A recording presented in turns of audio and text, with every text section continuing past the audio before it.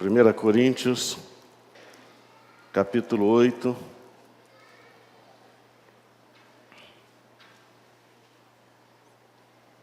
verso 6.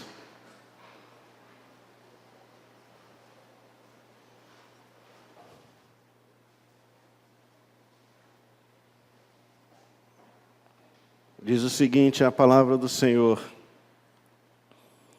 para nós, contudo, há um único Deus, o Pai, de quem tudo procede, e para quem vivemos, em um só Senhor, Jesus Cristo, por intermédio de quem tudo o que há veio a existir, e por meio de quem também vivemos.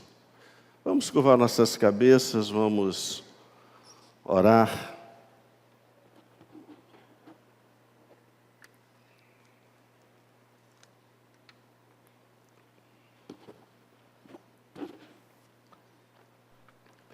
Pai querido, em nome de Jesus, nós reconhecemos a verdade da Tua palavra. Nós queremos ser confortados por ela. Queremos ser confortados, desafiados por ela. Queremos que ela seja viva, seja eficaz, seja poderosa o suficiente para nos convencer de quem Tu és, da Tua grandeza e majestade. Então, Pai, nós suplicamos que o Senhor venha falar conosco, venha, pelo Teu Espírito de poder, de graça, tocar nossas vidas e, de alguma maneira, que ultrapassa a nossa capacidade, nos fazer entender o que o Senhor quer, o que o Senhor pretende de nós. Ministra-nos, ensina-nos, é o que pedimos, orando em nome do Senhor Jesus. Amém.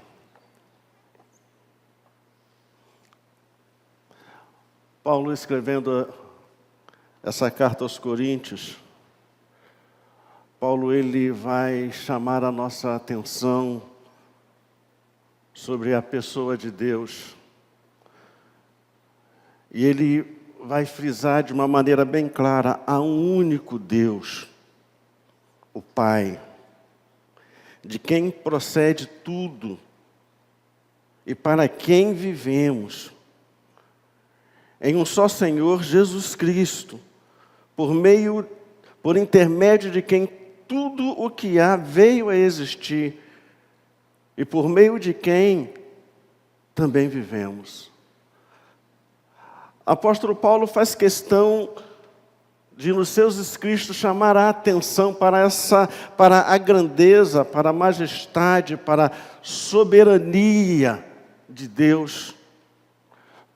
Apóstolo Paulo tem uma dimensão extraordinária de Deus, que ultrapassa toda a nossa compreensão. Quando nós olhamos para o Deus que Paulo apresenta, muitas vezes nós duvidamos de que ele está falando do mesmo Deus que falamos que cremos.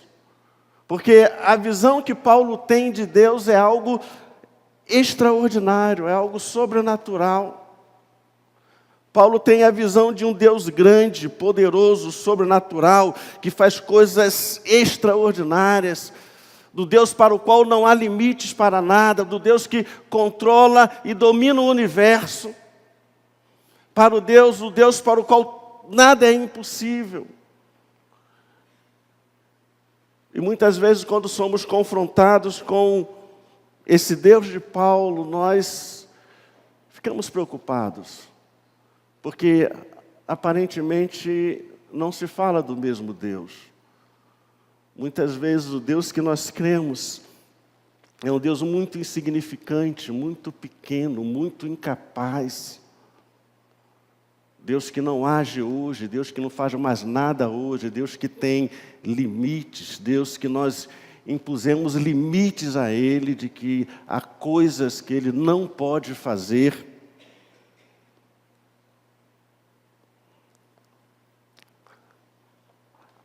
A questão é Quem é esse Deus que servimos? Galileu Galilei vai dizer: a ciência humana de maneira nenhuma nega a existência de Deus. Quando considero quantas e quão maravilhosas coisas um homem compreende, pesquisa e consegue realizar, então reconheço claramente que o espírito humano é obra de Deus.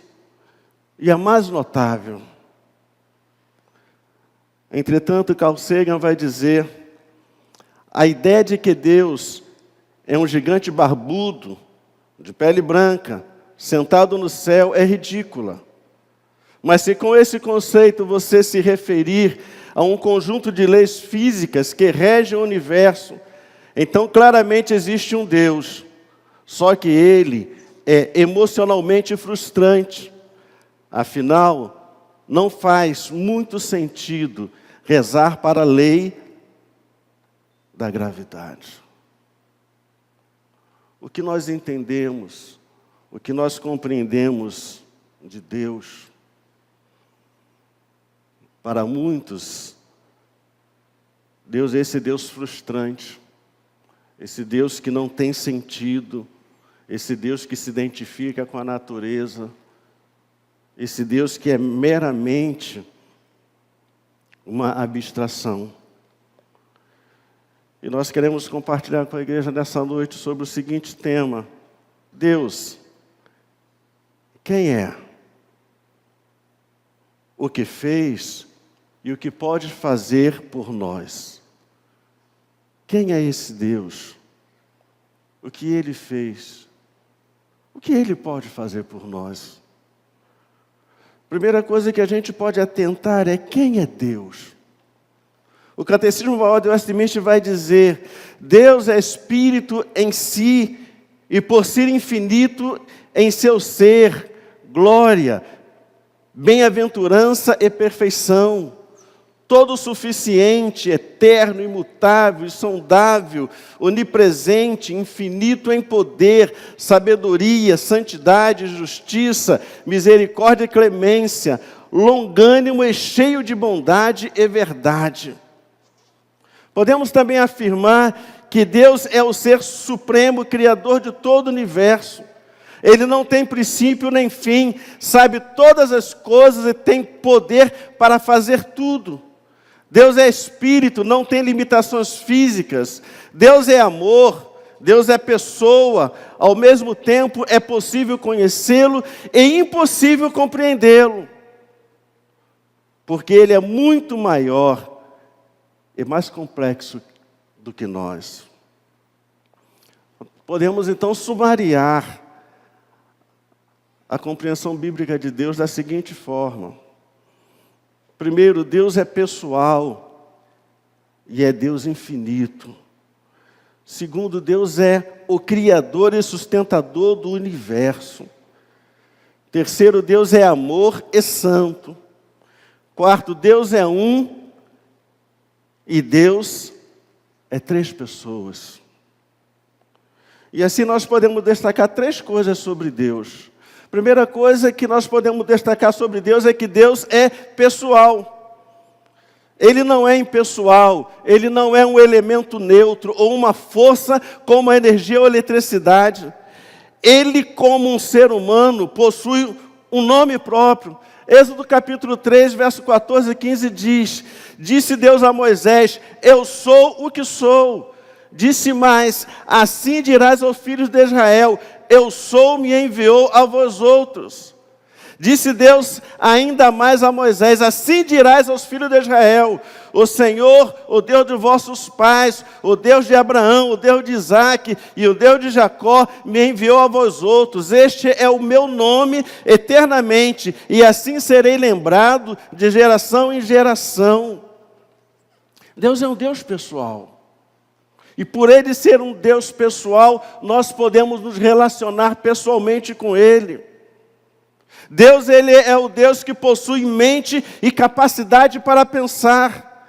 Isaías 55, verso 8 e 9 diz: porque os meus pensamentos não são os vossos pensamentos, nem os vossos caminhos os meus caminhos, diz o Senhor, porque assim como os céus são mais altos do que a terra, assim são meus caminhos mais altos do que os vossos caminhos, e os meus pensamentos mais altos do que os vossos pensamentos.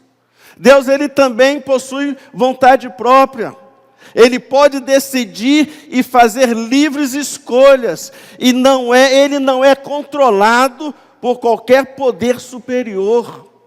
O Salmo 135, versos 5 e 6 diz: com efeito, eu sei que o Senhor é grande, e que o nosso Deus está acima de todos os deuses.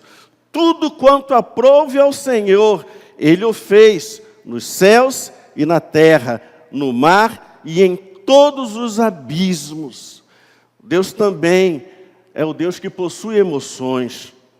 Ele é capaz de sentir, Ele é capaz de se emocionar. Oséias capítulo 11, versos 8 e 9 diz: como deixaria, ó Efraim, como te entregaria, ó Israel, como te faria como Admá, como fazer-te um Zeboim. Meu coração está comovido dentro em mim, as minhas compaixões a uma se acendem. Não executarei o meu furor da minha ira, não tornarei para destruir a Efraim, porque eu sou Deus e não homem, o santo no meio de ti, não voltarei em ira. Deus é Deus que sente, que se emociona, e é extremamente extraordinário quando esse Deus que se torna homem se torna capaz de chorar, se torna capaz de sentir a dor do homem, se torna capaz de ter empatia, de sofrer. Segunda coisa que a gente pode observar de quem Deus é, de quem é Deus, é que Deus é um Deus infinito. Embora Deus seja pessoal, não tem limitações da personalidade humana. Ele mesmo não foi criado por alguém maior do que Ele. Isaías 43, versos 10 e 11 diz: vós sois as minhas testemunhas, diz o Senhor, e meu servo, a quem escolhi, para que eu saibais e me creais e entendais que eu sou o mesmo, e que antes de mim Deus nenhum se formou, e depois de mim nenhum haverá. Eu sou o Senhor, e fora de mim não há Salvador, não há outro, não há ninguém como Ele, não há ninguém que se iguale a Ele. Ele também sempre existiu e sempre existirá. Não é limitado pelo tempo, porquanto Ele criou tanto o tempo quanto o espaço. Salmo 90, verso 2 diz: antes que os montes nascessem, ou que tu formasses a terra e o mundo, mesmo de eternidade a eternidade, tu és Deus. Ele também não é limitado pelo universo. Ele é onipresente. Nada no universo opera independente dele. Por isso Jeremias 23, versos 23 e 24 diz: acaso sou Deus apenas de perto, diz o Senhor, e não também de longe? Ocultar-se-ia alguém em esconderijos, de modo que eu não o veja, diz o Senhor. Porventura não encho eu os céus e a terra, diz o Senhor. Ele é o Deus que sabe tudo, sabe todas as coisas, pois Ele é onisciente. Ele sabe tudo acerca de cada pessoa em particular, bem como acerca do futuro. Por isso o Salmo 139, de versos 1 a 4 diz: Senhor, Tu me sondas e me conheces. Sabes quanto me assento e quando me levanto. De longe penetras os meus pensamentos, esquadrinhas o meu andar e o meu deitar, e conhece todos os meus caminhos. Ainda a palavra me não chegou à língua, e tu, Senhor, já a conheces toda. Deus também é um Deus onipotente. Isso significa que Ele pode fazer tudo quanto quiser, embora haja acordo dele consigo mesmo. Não há sorte, não há destino ou chance a operar independente de Deus. Jó capítulo 23, verso 13 e 14 diz: mas se Ele resolveu alguma coisa, quem o pode dissuadir? O que Ele deseja, isso fará, pois Ele cumprirá o que está ordenado a meu respeito, e muitas coisas como estas ainda tem consigo.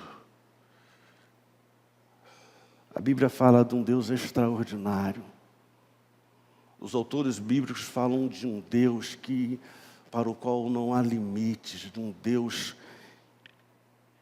que é capaz de fazer qualquer coisa, que não há empecilhos. Um Deus poderosíssimo. Terceira coisa que a gente pode ver de quem é esse Deus, é que Ele é Deus criador e sustentador do universo. Deus não apenas criou o universo, como também o sustenta. Gênesis capítulo 1, verso 1 diz: no princípio criou Deus os céus e a terra. Neemias capítulo 9, verso 6 vai dizer: só Tu és Senhor, Tu fizeste o céu dos céus, e todo o seu exército, a terra e tudo quanto nela há, os mares e tudo quanto neles há, e Tu os guardas com vida a todos, e o exército dos céus te adora. Deus é esse Deus extraordinário, tremendo, poderoso, e é por isso que a Bíblia, ela não cogita a possibilidade de discutir se Deus existe ou não.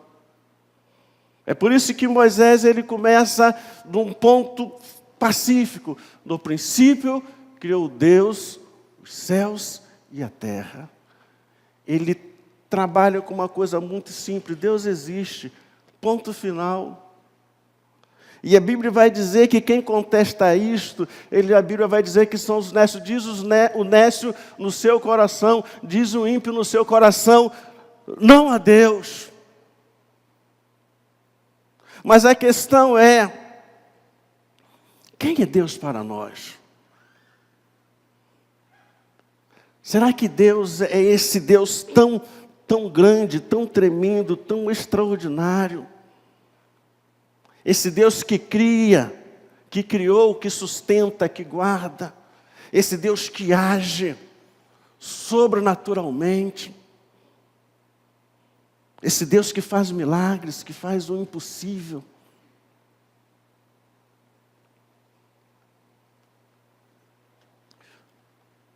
Muitas vezes, quando conversamos com algumas pessoas, queridos, nós ficamos meio pasmados. Porque a compreensão que algumas pessoas têm com Deus, têm de Deus, é um Deus que não tem nada a ver com a Bíblia. É um Deus que não pode fazer nada. É um Deus que não pode intervir sobre a minha doença. É um Deus que não pode curar. É um Deus que não pode trazer paz. É um Deus que não pode fazer o impossível.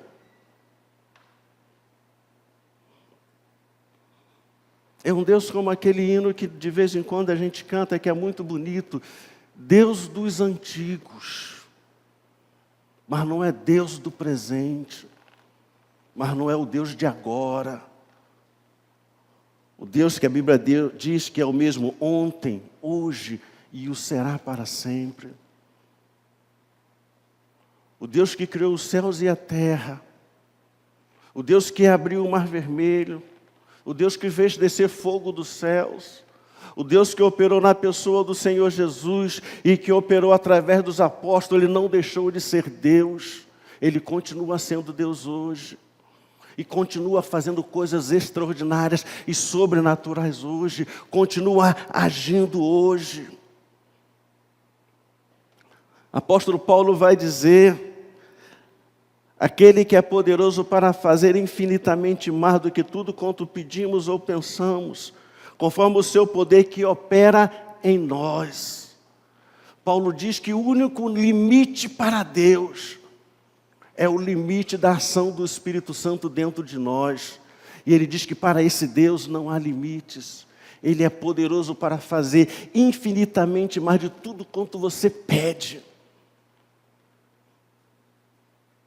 Mas Paulo não para nisso, ele vai dizer que ele também é poderoso para fazer infinitamente mais de tudo quanto você pensa. Quando você pensa em algo que você gostaria de ter, de realizar, ou que você gostaria que Deus fizesse, Paulo diz, Deus, Ele é poderoso para fazer infinitamente mais. Quem é Deus para você? Esse Deus de calcega, que é frustrante, que não pode fazer nada? Ou é o Deus de Paulo, ou o Deus de Isaías, Deus de Moisés? Segunda coisa que a gente pode ver então, primeiro é quem é Deus. O segundo é o que Ele fez por nós. O que esse Deus Todo-Poderoso, Criador dos céus e da terra, que sustenta, que faz coisas extraordinárias, sobrenaturais. O que Ele pode fazer, o que Ele fez por nós. Primeira coisa que a gente pode ver que Ele fez por nós, é que Ele enviou Jesus para morrer na cruz, em nosso lugar, pelos nossos pecados. Ele enviou Jesus para morrer na cruz, em nosso lugar, pelos nossos pecados. E a primeira coisa que a gente frisa é, Ele morreu em nosso lugar. O que Ele fez por nós?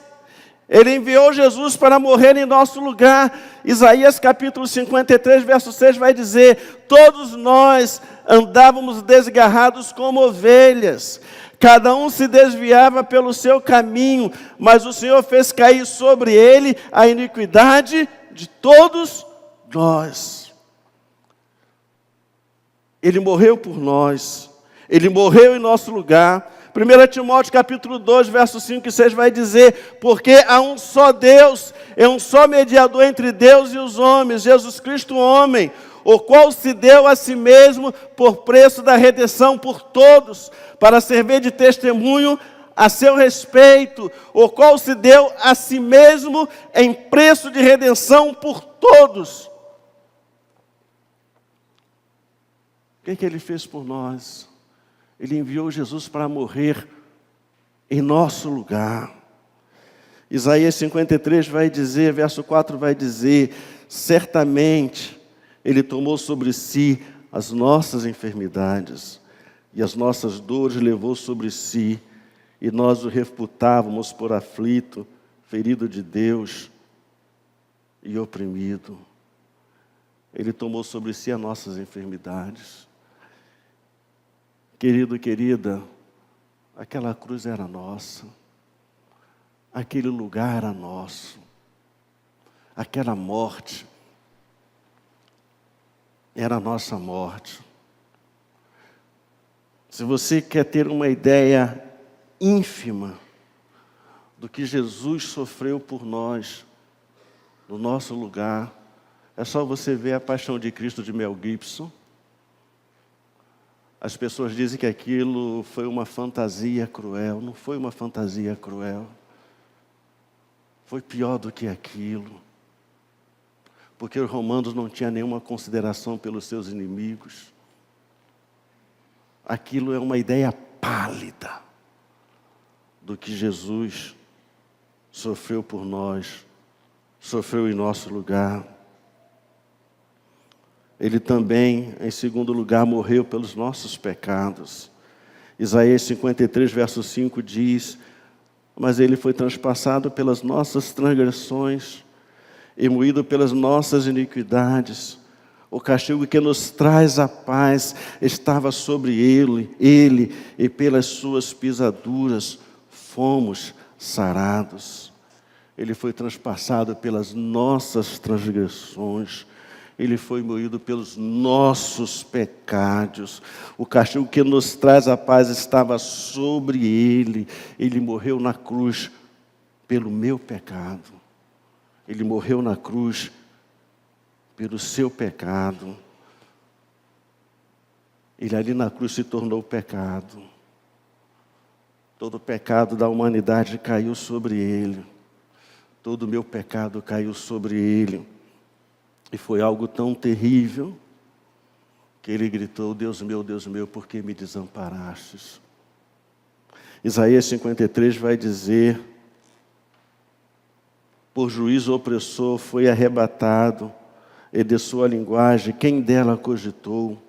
Porquanto foi cortado da terra dos viventes, por causa da transgressão do meu povo, foi ele ferido. Eu não sei se você consegue entender isso. Que aquele sofrimento, aquela dor, aquela morte,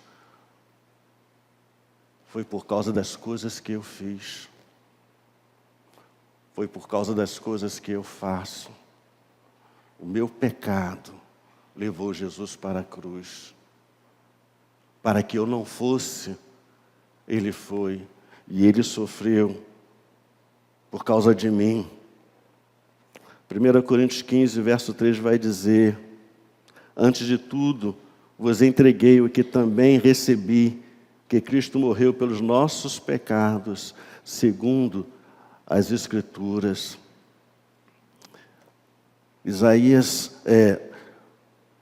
Paulo vai frisar o que eu aprendi, o que eu recebi de Deus, o que eu recebi pelos apóstolos, é que Cristo morreu pelos nossos pecados.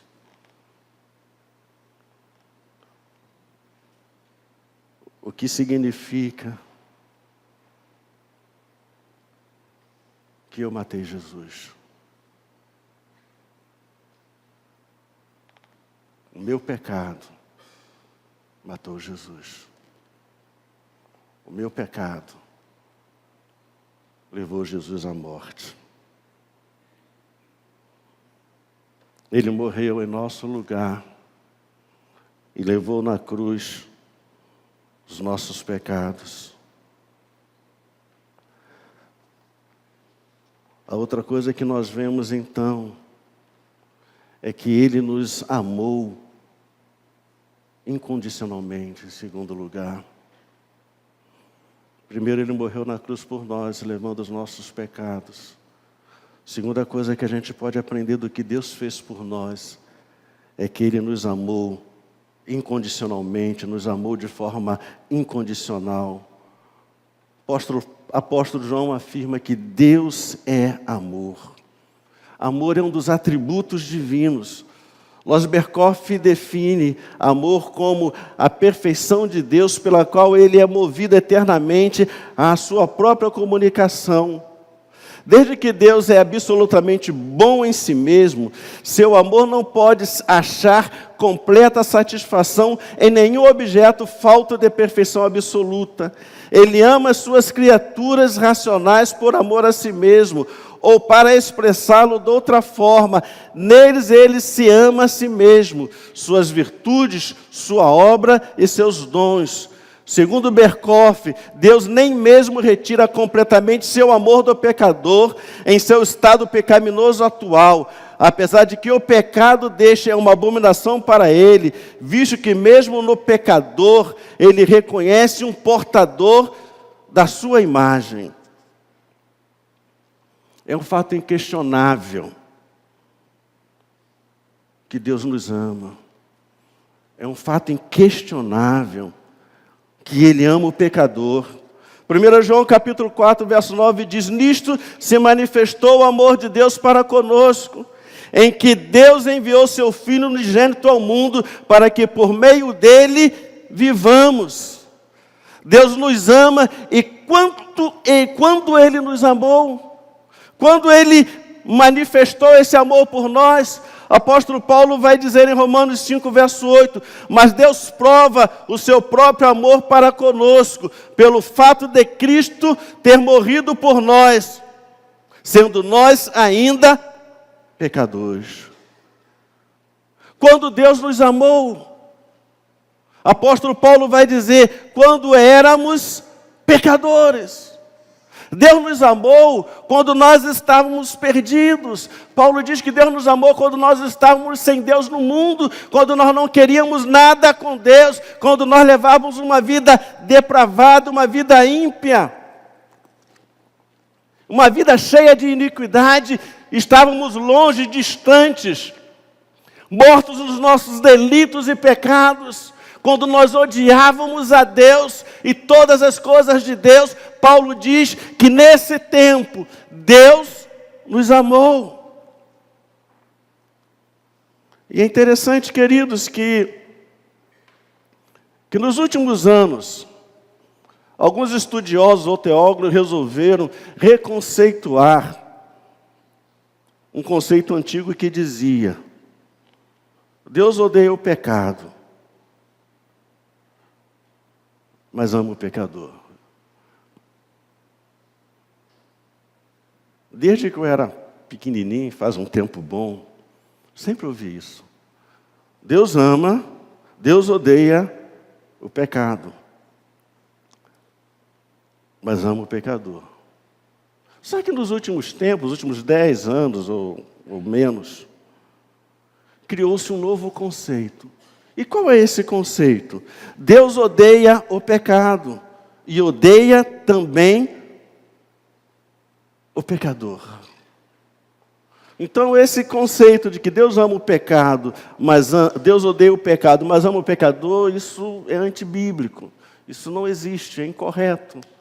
O certo é que Deus odeia o pecado e também odeia o pecador. E um dos grandes expoentes desse conceito é Paul Washer.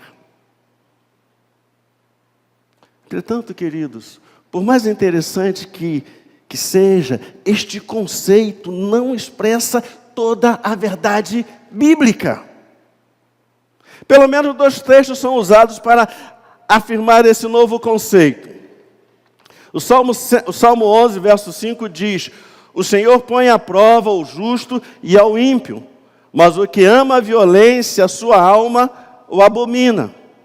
Em Provérbios capítulo 3, verso 32, porque o Senhor abomina o perverso, mas ao retos trata com intimidade. Mas, entretanto, o apóstolo Paulo faz questão de frisar que Deus nos amou quando éramos o quê? O quê? Se Deus nos amou quando nós éramos pecadores, Deus nos odeia. Como é que Ele vai amar quem Ele odeia e não vai nos salvar num ato de expressão de amor? Paulo vai dizer que Deus nos amou quando éramos pecadores, perversos, inimigos de Deus, desobedientes. Ele nos amou não quando éramos bons ou justos. Porque a gente vai dizer então que a eleição de Deus é por presciência. Mas Ele nos amou quando nós não prestávamos. Ele te amou quando você não prestava, quando você não queria nada com Ele, quando você estava longe dEle. Por isso o apóstolo Paulo, revelando a graça amorosa de Deus, afirma em Efésios, capítulo 2, verso 1, Ele vos deu vida, estando vós mortos os vossos delitos e pecados. Ele nos deu vida quando éramos pecadores. Isso é expressão de amor, profunda de amor, de vir ao nosso encontro quando estávamos mortos e nos dá vida. Só quem ama faz isso. Ele nos amou quando estávamos em rebeldia, quando estávamos debaixo de sua ira. Paulo diz mais em Efésios 2, versos 5 e 6, Mas Deus, sendo rico em misericórdia, por causa do grande amor com que nos amou, e estando nós mortos em nossos delitos, nos deu vida juntamente com Cristo. Pela graça, sois salvos. O que significa isso? Significa que Deus ama o pecador. E este amor é um amor incondicional. Ele vai nos amar até o fim. Mas este amor também não anula a justiça divina. E isto é um paradoxo. Deus ama, mas Ele também odeia. Deus te ama profundamente, mas Ele não vai anular a justiça dEle por causa do amor. Deus é justo, mas Deus é amor. Então, querido, eu não posso tirar uma verdade, eu não posso asseverar uma verdade que não seja 100% verdade. Então, quando eu digo que Deus odeia o pecado e odeia o pecador, isso é verdade, mas não é 100% verdade, porque Deus também ama o pecador. E Ele não ama o pecador redimido. Ele ama o pecador quando era pecador perdido, largado, sem Deus, sem Ele. Isso significa, querido, que se você não tem Jesus, Ele te ama. Ele vai te amar até o fim. Até o último instante da sua vida. Ele vai amar, Ele vai querer te levar até Ele.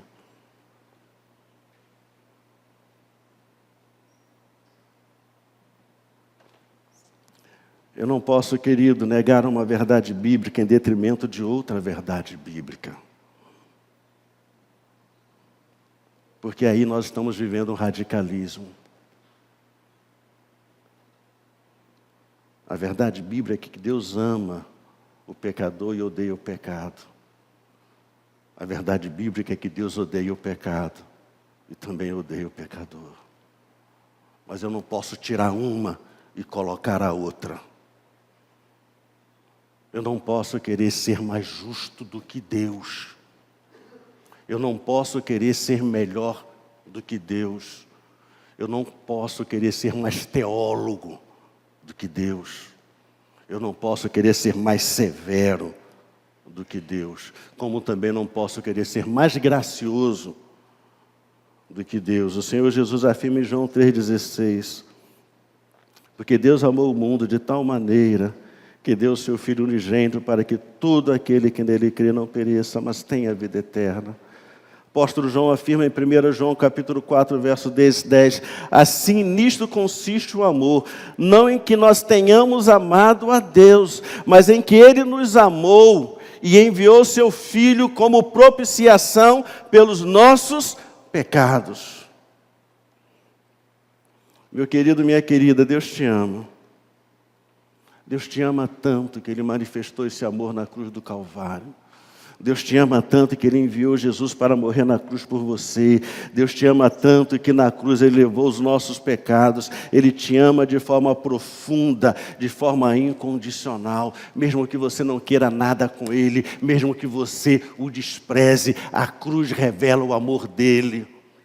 Revela o quanto Ele te ama. Revela o desejo dEle te amar, de amar você. Jesus revela esse amor de Deus quando Ele diz que Ele não veio buscar justos, mas pecadores. Jesus revela esse amor de Deus para conosco, para com os pecadores, que Ele não veio, Ele diz que Ele não veio para os sãos, mas para os doentes. Jesus revela esse seu grande amor por nós na parábola da ovelha perdida, na parábola da dracma perdida, na parábola do filho pródigo. em que aquele filho rompeu com o pai, foi embora, e aquele pai todo dia, toda a viração do dia, ele ia lá na porteira da fazenda e ficava esperando o filho. E quando aquele filho voltou, ele abraçou, ele beijou. É um amor que espera, que aguarda. É um amor sem limites. Terceira e última coisa que a gente pode aprender. Primeiro é quem é Deus. Segundo é o que Ele fez por nós. E em terceiro é o que Ele pode fazer por nós. Este Deus Todo-Poderoso, que nos amou, que enviou Jesus para morrer na cruz em nosso lugar. O que Ele pode, na realidade, fazer por nós? O que Ele pode, na realidade, fazer por mim e por você? Primeira coisa que nós podemos ver que Ele pode fazer por nós é que Ele pode nos dar salvação, nos dar vida eterna. João capítulo 10, 28 diz: eu lhes dou a vida eterna, jamais perecerão eternamente, ninguém as arrebatará da minha mão.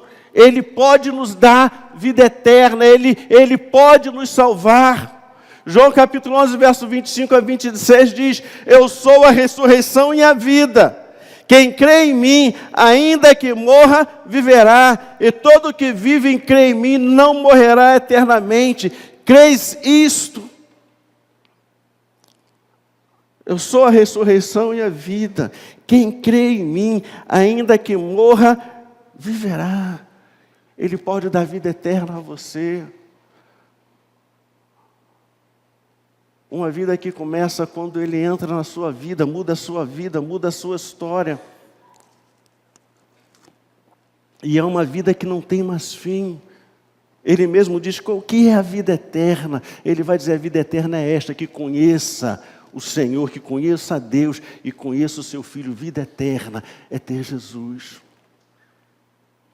Por isso Ele vai dizer: eu vim para que tenham vida, e vida em abundância. Quando experimentamos a salvação em Cristo Jesus, quando Jesus entra na nossa vida, quando Ele muda a nossa natureza,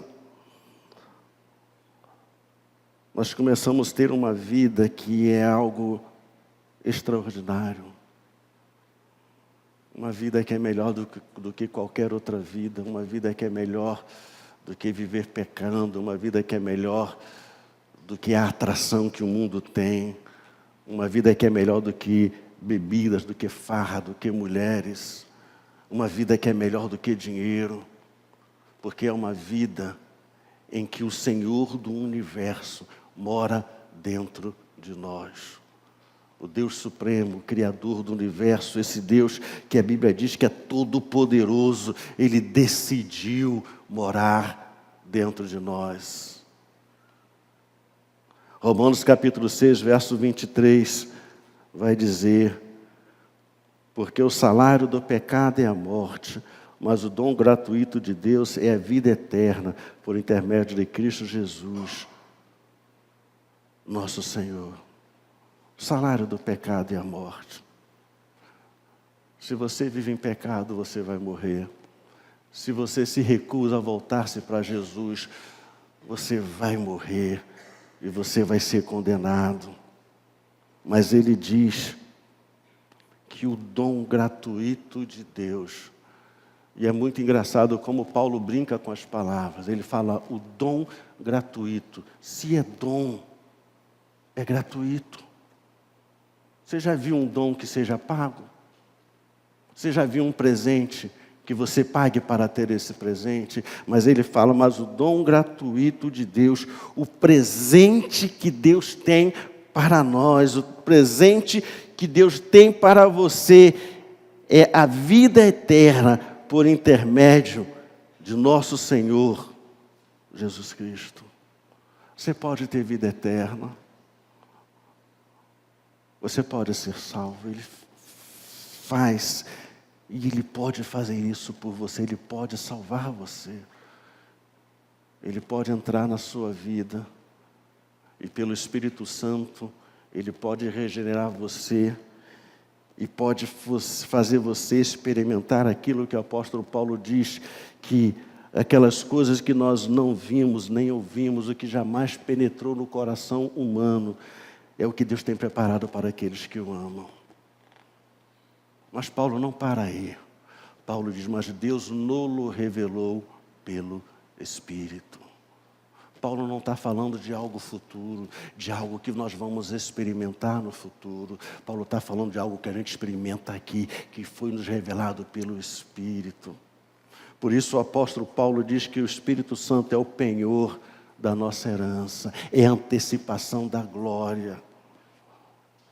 O Espírito Santo na nossa vida hoje nos mostra como será o céu. É a antecipação do céu. E eu não sei se você consegue viver essa realidade de trazer o céu para hoje. O céu é onde Jesus está. E se você tem Jesus, você vai viver uma vida celestial. O apóstolo João vai dizer, estas coisas, estas orientações, essas coisas vos escrevi, a fim de saberes que tendes a vida eterna, a vós outros que credes em o nome do Filho de Deus. Você pode ter a vida eterna, se você crê em Jesus Cristo como Senhor e Salvador da sua vida. Deus pode te dar essa vida. Deus pode não apenas te levar para o céu, mas mais do que levar você para o céu, Ele pode trazer o céu para você viver as experiências celestiais com Ele aqui na terra. Ele pode fazer isso. E a segunda coisa que Ele pode fazer, que Deus pode fazer por nós, é trazer libertação. João capítulo 8, verso 32 diz, Cristo afirmou, e conhecereis a verdade, e a verdade vos libertará. Ele vai dizer em João 8, 34 a 36, replicou-lhe Jesus, em verdade vos digo que todo aquele que comete pecado é escravo do pecado. Ora, o escravo não fica para sempre na casa, o filho fica para sempre. Se, pois, o filho vos libertar, verdadeiramente sereis livres. Jesus Cristo veio trazer libertação, querido. Se você está preso, se há coisas que te prendem, e aqui, querido, não estou falando só de ímpio, não. Não estou falando só de gente que não conhece a Deus, não. Porque tem muito crente preso a pecados. Tem muitos crentes presos a vícios. Tem muitos crentes presos à pornografia. Tem muitos crentes presos a uma série de coisas. Mas Jesus disse, se o Filho de Deus vos libertar, verdadeiramente sereis livres.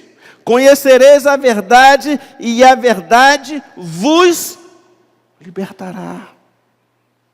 Que Ele pode fazer por nós, pode nos libertar, pode quebrar as cadeias de maldição, pode destruir toda a obra do diabo nas nossas vidas, pode romper com toda a prática de pecado em nós, pode nos mudar completamente. 1 João capítulo 3, verso 8 diz, para isto o Filho de Deus se manifestou, para desfazer as obras do diabo. Para isso se manifestou o Filho de Deus, para destruir as obras do diabo.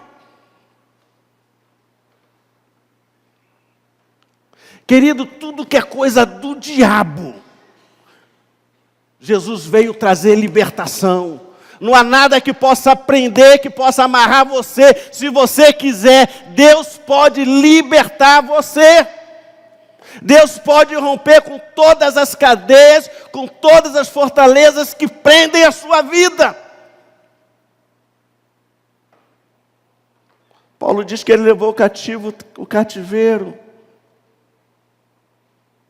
Paulo diz que Jesus na cruz expôs a vergonha os principados e potestades e triunfou sobre eles. A Bíblia diz que Jesus tomou nas mãos a chave do inferno e do diabo.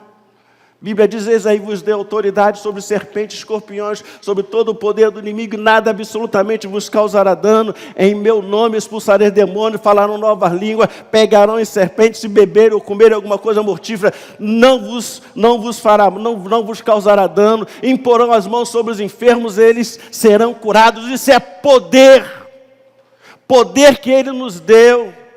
O Espírito do Senhor está sobre mim, pelo que me ungiu, para trazer vista ao cego, para libertar os cativos, para pôr em liberdade os oprimidos. Jesus veio trazer libertação, Ele veio trazer restauração, Ele veio trazer cura, Ele veio mudar nossas vidas.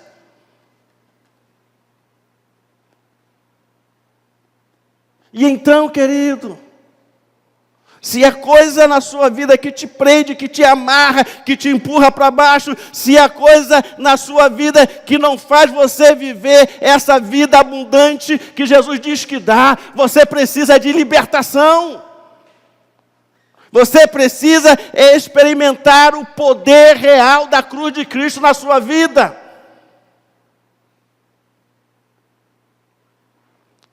E não vem com essa conversa fiada dizer que eu aceitei Jesus e tudo mudou. E agora eu sou nova criatura. Sim, você pode até ser nova criatura. Mas Paulo diz: fazei morrer a vossa natureza terrena. Paulo está dizendo para crente que você tem que se despojar.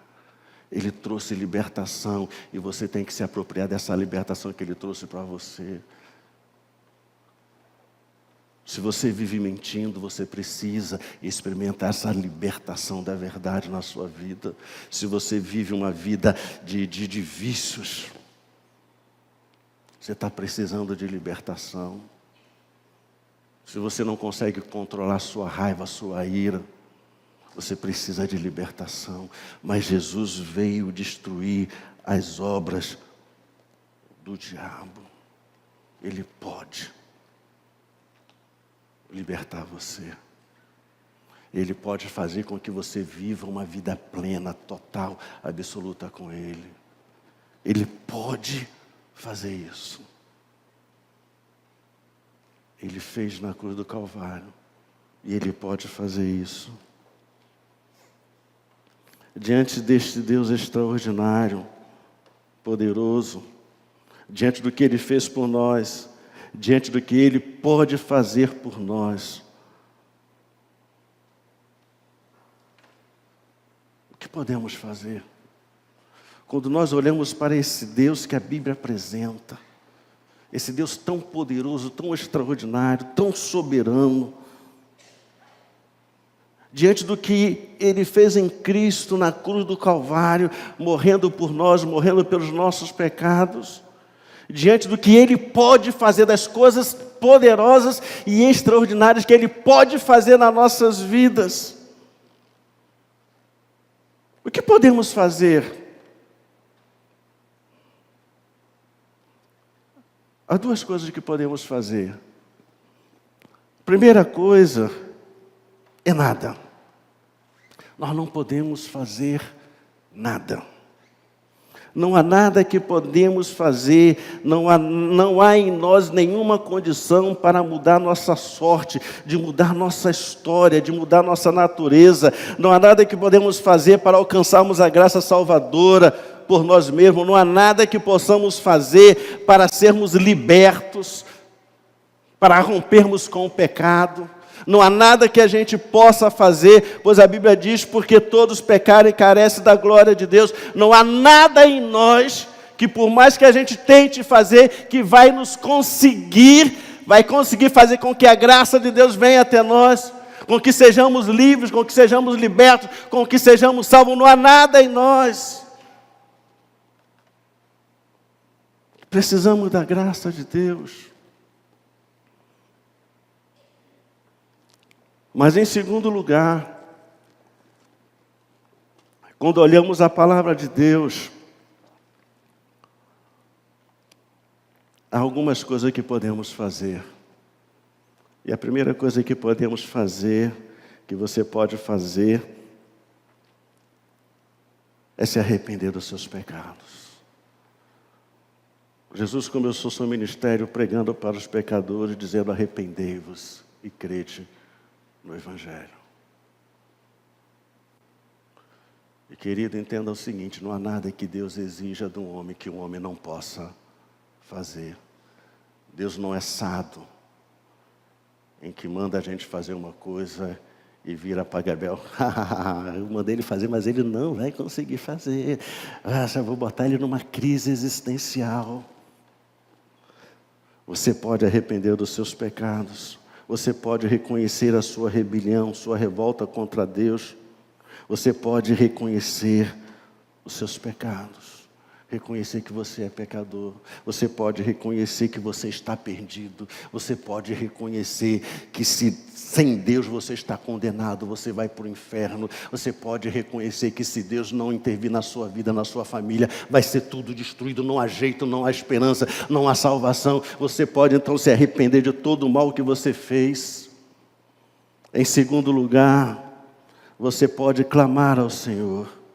Você pode suplicar a misericórdia de Deus, você pode clamar por misericórdia e salvação, você pode clamar por libertação da sua vida, você pode chegar diante de Deus e clamar ao Senhor e falar: Deus, eu estou perdido. Tem misericórdia da minha vida está destruída, minha família está destruída. Senhor, estou indo para o inferno. Se algo não acontecer na minha vida, eu estou condenado. Senhor, por favor, tem misericórdia de mim. Você pode clamar. Arranca esse vício da minha vida. Me liberta disso. Você pode clamar ao Senhor. Você pode clamar, buscar a Deus. E a palavra de Deus diz: buscar-me-eis e me achareis quando me buscardes de todo o vosso coração. Em terceiro lugar, você pode se humilhar diante de Deus e buscá-lo com todas as suas forças. A palavra de Deus diz que um coração quebrantado e contrito não desprezará o Senhor. Você pode se humilhar diante do Senhor. E você pode chegar diante dele e falar: Deus, eu sou um miserável, eu sou um pecador. Eu estou perdido, não há esperança para a minha vida, não há solução para mim. Por mais que eu queira, eu não consigo mudar. Por mais que eu esforce, eu não consigo ser bom marido. Por mais que eu esforce, eu não consigo ser uma boa mulher. Por mais que eu esforce, Senhor,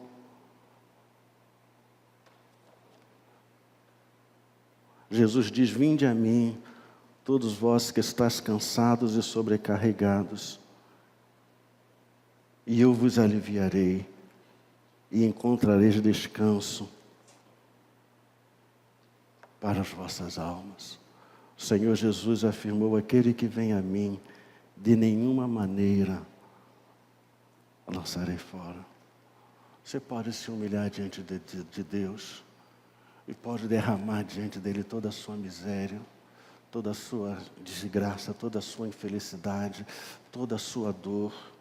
Você pode fazer isso e reconhecer que você mesmo não consegue mudar. Você pode dizer para ele: Deus, eu quero mudar, eu quero deixar de fazer isso, eu quero romper com esse pecado, eu quero ser livre disso, mas eu não consigo. Você pode fazer isso e você pode se derramar diante dele.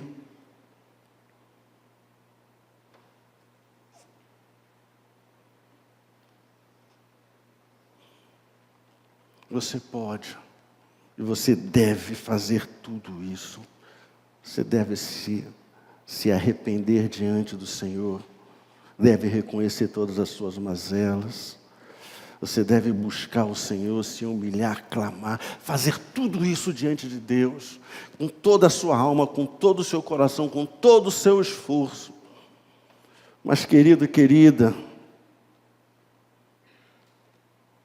nada disso é garantia. Pois você precisa que Deus resolva por graça e misericórdia dele tocar a sua vida, mudar a sua natureza, salvar você. Você pode fazer tudo isso. Você deve fazer tudo isso. Você tem que fazer tudo isso. Mas você tem que entender que nada disso é suficiente. Porque você precisa que Deus decida em graça tocar sua vida. O que você pode então fazer? Se colocar diante de Deus e esperar inteiramente na sua graça e misericórdia. O que você pode fazer é chegar diante de Deus e falar como o salmista falou, e falar como aquele homem, aquele publicano falou: Senhor, eu sou um miserável, eu sou um desgraçado, minha vida está desse jeito, não consigo mudar nada. Eu sei que eu estou perdido, eu sei que sem o Senhor a minha vida está perdida, eu sei que se o Senhor não intervir na minha vida, eu vou continuar sendo o mesmo. Mas eu estou aqui, Senhor, diante do Senhor. Eu quero mudar, eu preciso mudar. Eu preciso experimentar a Tua graça, eu preciso do Senhor na minha vida. Mas eu sei que só o Senhor pode fazer isso. Eu sei que todos os meus esforços são incapazes para mover o Senhor. Mas eu sei que se o Senhor quiser, o Senhor pode me curar. Eu sei se o Senhor quiser, o Senhor pode me libertar. Eu sei que se o Senhor quiser, o Senhor pode me salvar. Eu sei se o Senhor quiser, o Senhor pode vir agora no meu encontro. O Senhor pode tocar a minha vida. O Senhor, num ato de graça e misericórdia, pode mudar minha vida aqui e agora. Pode me libertar. E se o Senhor quiser, eu estou aqui. Se o Senhor quiser ser esse Deus grandioso, poderoso, sobrenatural, que faz coisas sobrenaturais hoje, se o Senhor quiser manifestar esse seu grande poder na minha vida hoje, se o Senhor quiser aplicar aquilo que o Senhor fez na cruz do Calvário na minha vida hoje, o Senhor pode fazer isso por mim. E eu estou aqui, carente, precisando de graça, sabendo que por mim mesmo eu não consigo essa graça. Mas o Senhor pode, por Cristo Jesus, fazer isso. E se o Senhor quiser, eu estou aqui. Tenha misericórdia de mim, que sou pecador.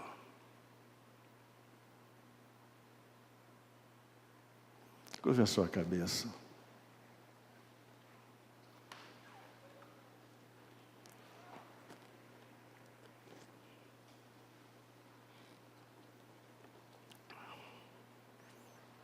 Esse Deus